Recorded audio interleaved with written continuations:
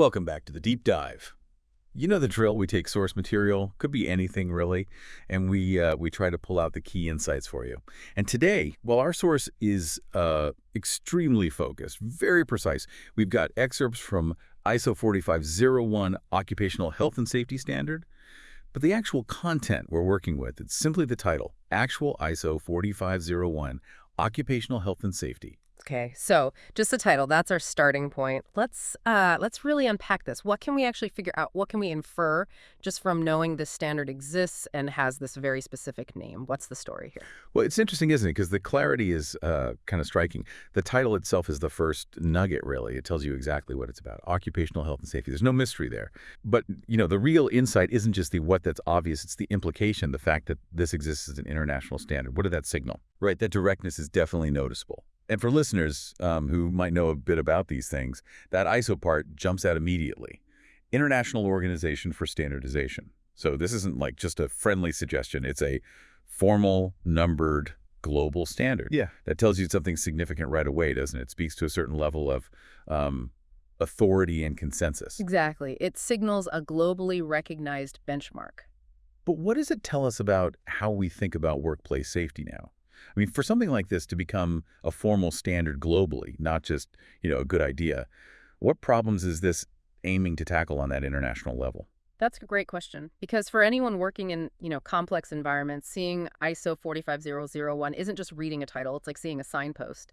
It suggests a worldwide agreement, a consensus that worker health and safety isn't just a legal checkbox anymore. It's becoming or has become strategic. It's about managing human capital effectively, reducing risks. So moving beyond just basic compliance. Precisely.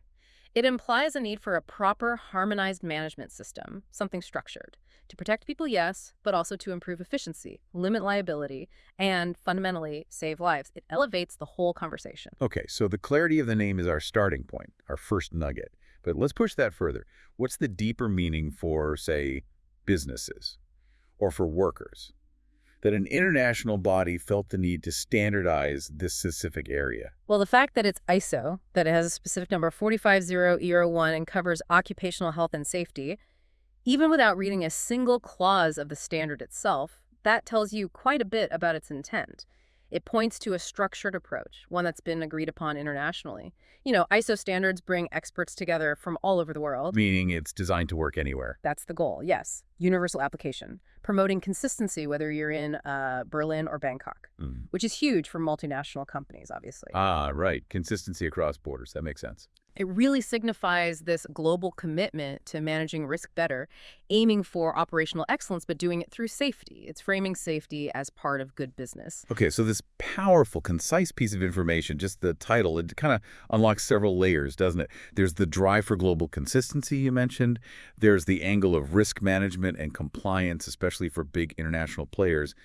And maybe the most important part, it seems to lift occupational health and safety up from being seen as just, a cost or a regulatory hassle, to being something more like a core strategic asset, a way an organization shows it values its people. I think that's exactly right. The mere fact that an ISO 45001 exists is, well, it's quite profound when you think about it. It essentially codifies this idea globally. Workplace health and safety isn't optional. It's not just a local issue to be handled piecemeal. It should be central, systematic, part of responsible operations. So wrapping this up then, our deep dive, based purely on this very specific source, the standard's name, what's the key takeaway? It seems to be that the unambiguous name, ISO 45001, Occupational Health and Safety, clearly flags this as the international standard for managing well-being at work. No confusion there. Indeed. And maybe a final thought to leave with our listeners. The very existence of such a standard, ISO 45001, it really points towards this globally recognized, structured way of thinking about and managing employee well-being. It raises the question, doesn't it? Why now? What does this formalized global focus tell us about our current priorities? It really does. And just think about the implications of that global reach, as you said, the standard that applies from, Tokyo to Toronto. It suggests there's a shared universal value here, right? That protecting people in the workplace is something we agree on across cultures, across borders. And for you listening, that's really something to consider. How powerful just a name can be, especially when it's attached to a global standard like this.